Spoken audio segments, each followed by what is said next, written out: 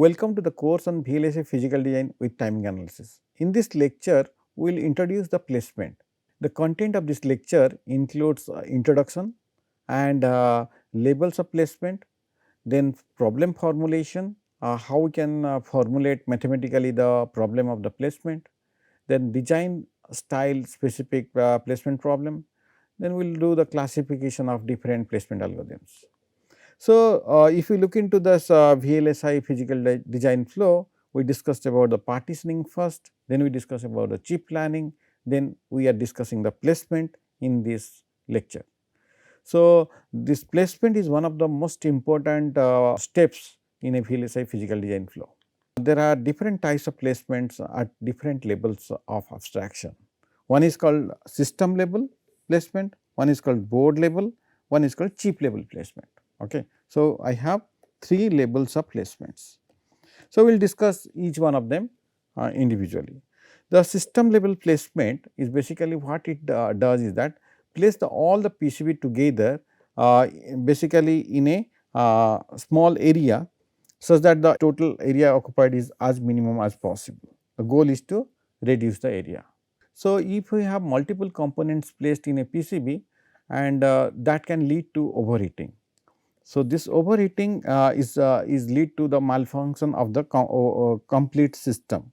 So, the heat generated by each PCB, okay, so each PCB should be dissipated properly. So, that should be proper heat sink connected to the each of the PCB. Like in case of our processor inside our laptop or a PC or a workstation should have a cooling mechanism of a fan connected to the processor to cool down the processor. So, some method to cooling the chips or the PCB should be attached to the system such that the system should not malfunction.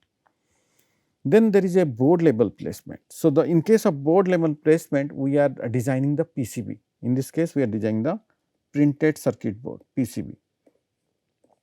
So, what we are doing here arranging the chips, okay, and solid state devices on a fixed area, okay, in a single printed circuit board.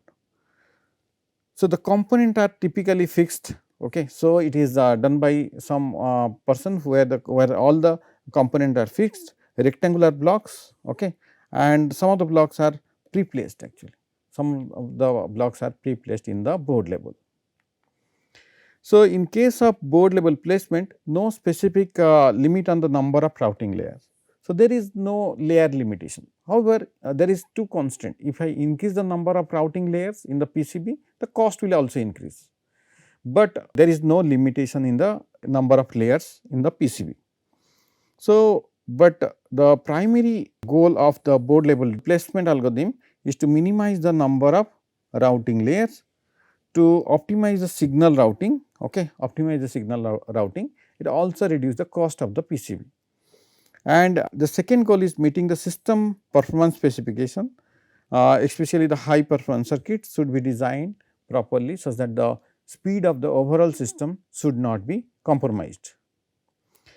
In case of board level placement, the heat dissipation should be uniform across the board.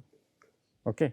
So, if it is not uniform, then we need to take care or add some fan to the system, cooling down the heat dissipated inside the PCB. So, chips generating maximum heat should not be placed close to each other to avoid overheating. Let us say if you have two chips, both are generating some amount of heat, then both should not be placed together to avoid overheating. Then we will go to the chip level placement, okay. Then we will go to the chip level placement. So, in case of chip level placement, one of the limitation is that number of routing layers are determined by the foundry or the process you are using. It will be determined by the foundry or the process that you are using.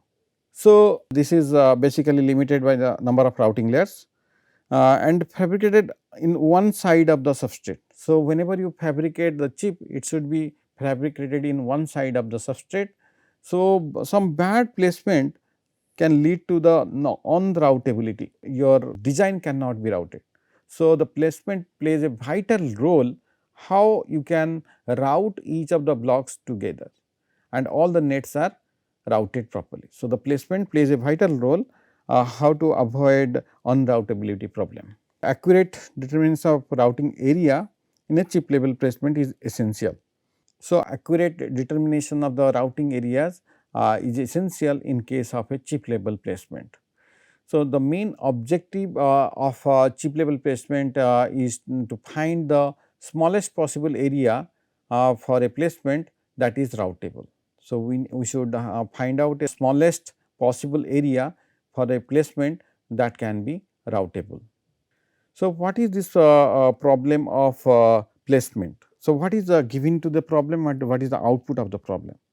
So, the problem is basically we have a set of blocks, okay. We have given set of blocks and its shapes are given, okay.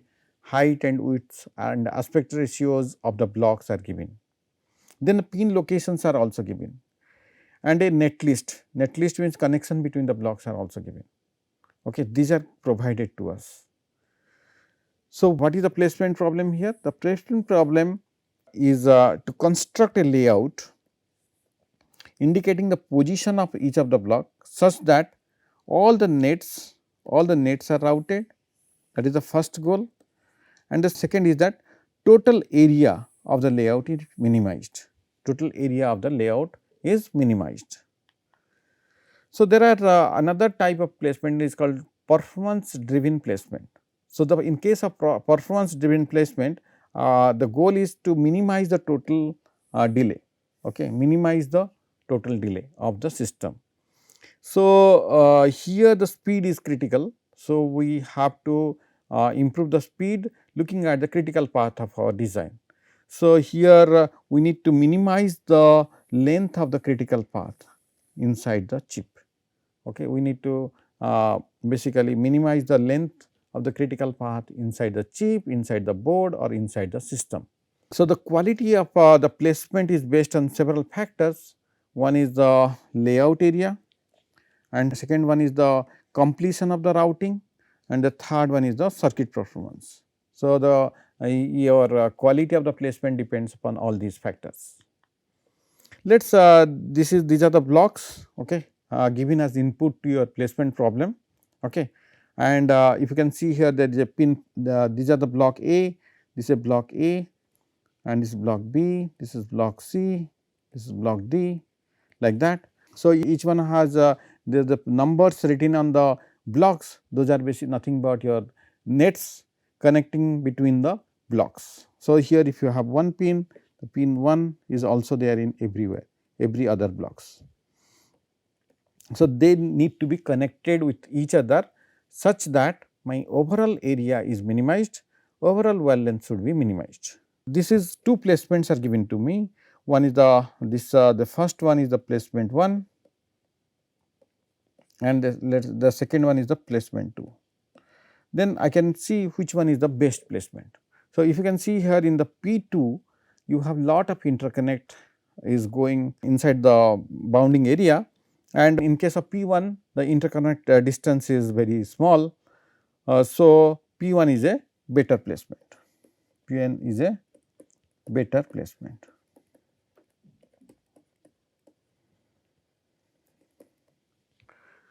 For this given problem. So, how can I formulate the placement problem? So, I have B1, B2, Bn to the blocks, okay, to be placed on a chip. Basically, we have those blocks are given to the placement problem and each of the Bi is having its aspect ratio. Aspect ratio is nothing but your its height and the width, okay, that is given to us. So, then we need to estimate the total wear length which is denoted by Ni for each of the nets. Now, what we need to do is that we need to formulate the problem. Okay. So, the problem of the placement is to find a iso oriented rectangles. So, what is iso oriented rectangles means that here what we are doing, you have axis aligned rectangles, means a rectangle should be parallel to x axis or y axis for each of the blocks on the plane to be denoted by r equal to r1, r2, rn. Okay. So, these are the my blocks, okay, or rectangles, such that no two rectangles should overlap. No two rectangles should overlap means the coordinate of r1 and coordinate of rj, there should not be any overlap. So, ri intersection rj should be null or phi.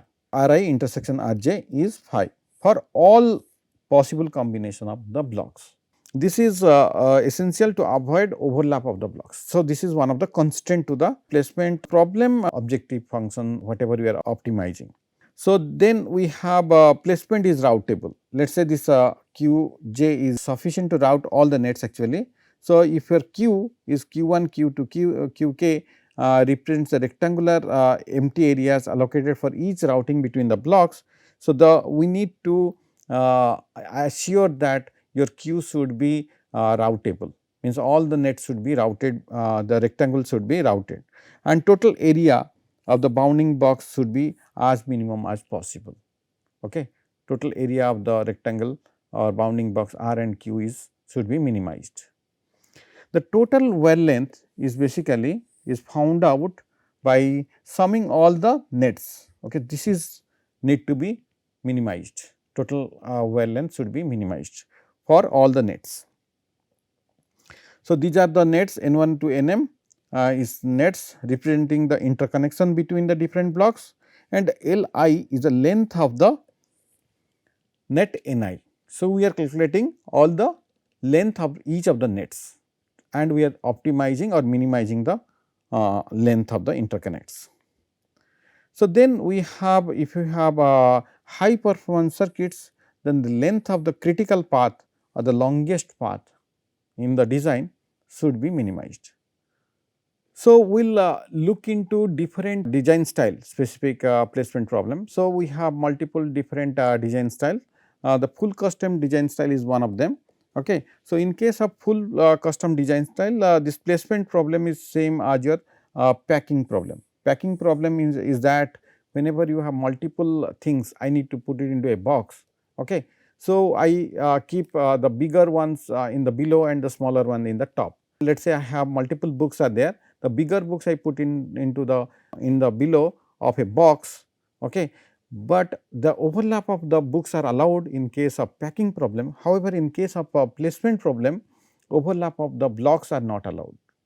Overlap of the blocks are not allowed. So, here what is the problem in case of packing problem?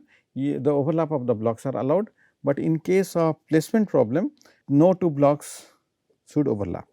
Okay. So, then the second thing is that irregular shapes can lead to unused area. Okay. If you have different very irregular shaped blocks, then you should have unused area left out in case of a full custom design style. We need to think each of the blocks such a way that we should all of them will be packed properly and there should be as minimum unused area as possible. Then the second category is called the semi custom design style and the standard cell is one of them. So, it is simpler than full custom placement because your cells have uniform height. Okay.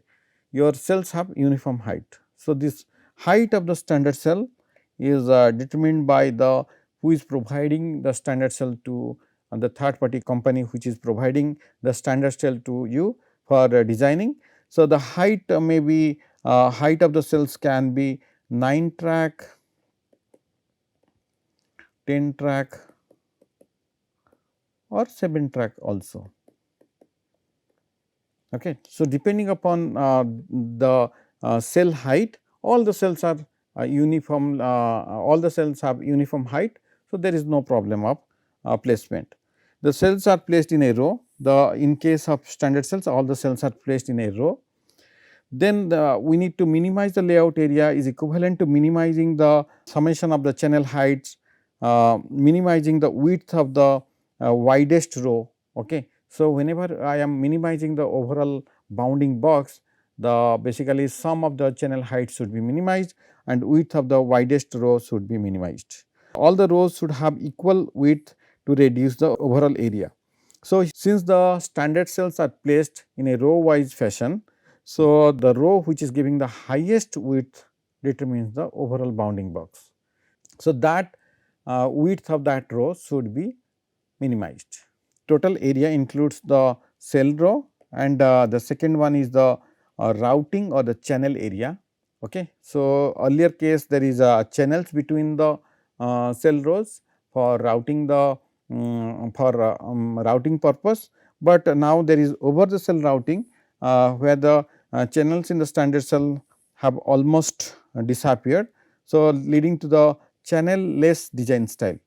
So, now because of the over the cell routing concept, there is no channel in between the cell rows in case of standard cell based design style. Now, we have gate arrays, the partitioning problem and the placement problem is quite similar in case of a gate array based design style. The placement algorithm assigns sub circuits or gates to the slots, because this array, all the arrays are same element. Okay. So, basically the placement problem is quite similar to the partitioning problem in case of a gate array based design style. So, assigning each block to a slot. Okay. Slot means one of the unit of the gate array, ensuring the no two blocks share the same slot, because it will overlap with each other, and placement should be routable. These are the two constraints.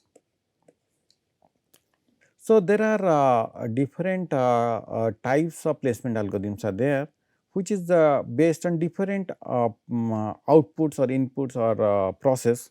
So, we can divide that into three categories. One is the based on the process, one is based on the output, one is based on the input.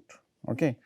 So, the based on the process is three different types. One is called simulated based approach, this is one type. Then the partitioning based approach, that is called the second type. Then there are other different placement algorithms are there, that is the third type. This is on the how we basically using the method we optimizing. So, method based on the methods we are optimizing the placement problem. Then the second one is based on the output, whether my output is deterministic or probabilistic.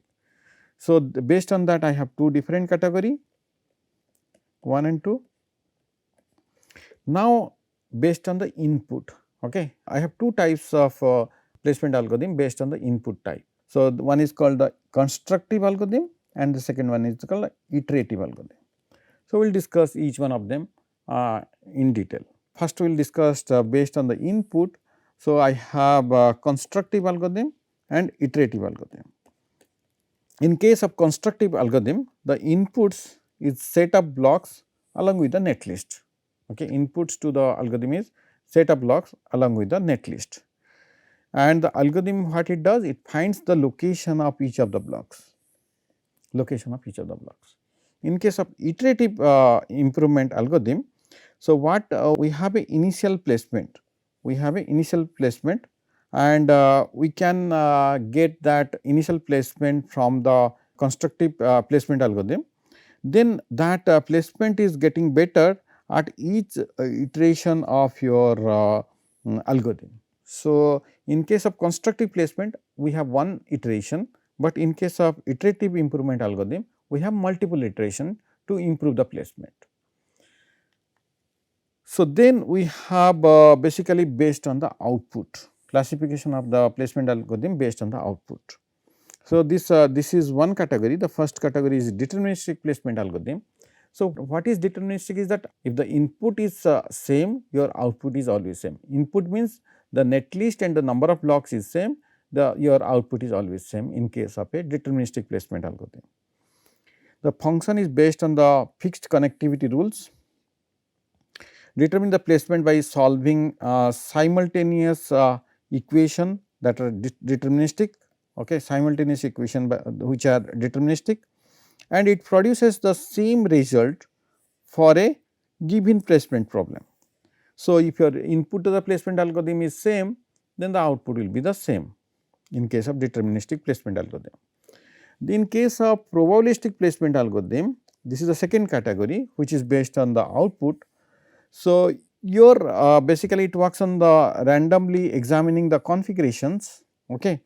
you may produce a different result, okay, for the same input placement problem. Even if the blocks and netlist everything given to the placement algorithm is same, your output result may differ because of the random numbers that is used in the probabilistic placement algorithms.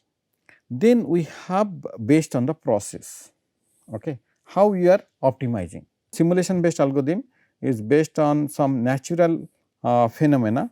So, there are three types of placement algorithm.